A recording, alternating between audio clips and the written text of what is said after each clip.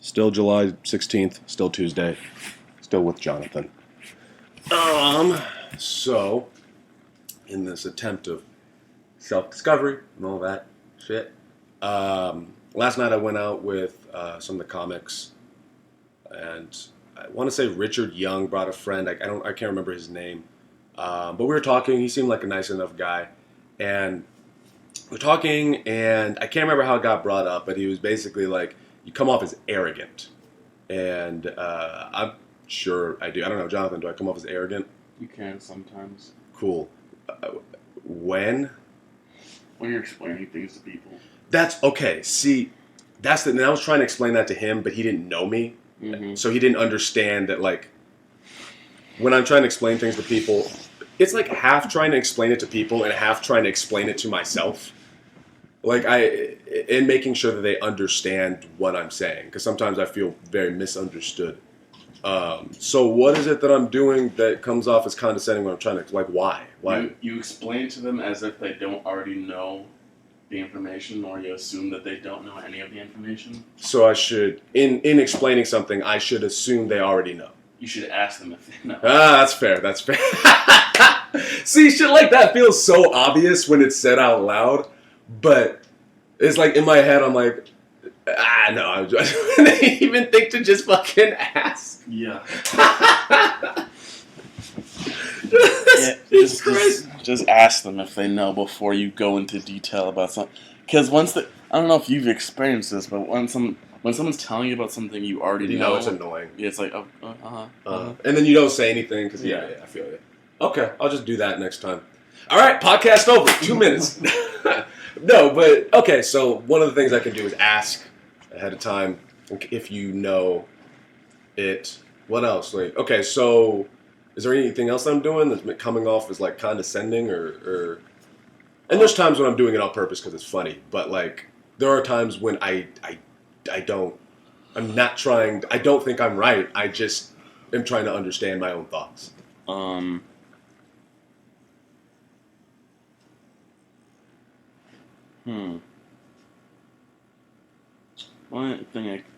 only other thing I could think of might be tone, but I don't know how you could fix it. How you could fix that? Well, what's wrong with my tone? Am I just do I have a weird tone right now? No, it's just your regular tone. Oh, my tone is condescending and pretentious. I don't know. Like I'm saying, it might be your tone. The only thing I can really think of is when you're explaining something. So just stop explaining things to people? Well, no, don't stop explaining things. Just be better at it. Just ask them if they know what you're about to explain. Because even if they think they know, there's a technique on how to be charming, where you're you basically reassure either that you don't know what you're talking about, or it's just for your own purposes. Like a preface, I don't know what I'm talking about. Like, I might not know what I'm talking about, but, or you could take that with a grain of salt, or I don't know. Maybe like saying, basically almost dismiss what you just said. So like, this is just me. Yeah. Yeah. I feel like do I not do that? No? Shit, okay. So you do it sometimes. Yeah. But other times, you'll end it with so yeah, and then you'll just end it there. I don't know. Yeah, those are the only times where you seem condescending to me. Okay. Were you explaining something last night to them? No. What was happening? We were at the bar, and I don't know how the fuck marriage got brought up. But I was like, yeah, man, I just don't, I'm not into it. And I do know for sure, because I said multiple times, like, this is just me. Like, I'm not, you can do whatever the fuck you want to do. For me, like, I think it's weird. Oh, I guess depending on how you said that sentence, it could be perceived as like condescending and pretentious. What do you mean? Like, this is just me. You know, you guys can do whatever you want. I don't think I was doing. I don't. No, I'm being exaggerated. Yeah, It might have come off like that. Yeah. You know. But then that comes, and then that goes into this place of, well, should you care what people think? Like, if it's coming off as if I'm doing everything I can to not come off as condescending or pretentious or whatever, but it's still being perceived that way, there's a point where it's like, well, when do you say, fuck it, I guess you just don't understand that I'm not being condescending? Whatever makes your life better. I mean, if helping you not care about what people think makes your life better, then do that. But if caring what people think and how you're perceived makes your life better, do that. You know. I guess where's the line of selfishness though? Like, when does it become, well, this is making my life better, but it is to the detriment of other people? I think you kind of have to draw that line yourself. And where's your lines? My line? Or I guess where does your line generally lie? When my shit starts affecting other people. You should always affect other people. No, it doesn't. Okay, well, I'm listening. It's when I'm doing something or I'm thinking something or I'm about to do something, if it's going to affect everyone else but me, like, if it's going to affect other people also in a negative way, I'll weigh how negative the consequence is and then I'll go forward, or I might not go forward. As soon as my bullshit affects other people, then that's where I draw the line. So, like, alright, so here's how my brain works. Okay. This is just my opinion, Jonathan. Okay. Okay. But to me, every decision you make has a ripple effect that does affect people. You're already scoffing at That's me. just not true. Yes, it is. It's No, so it's fucking not. true. How is that not true? Because any small, meticulous, minute things do I'm not talking about, like, oh, I took out trash.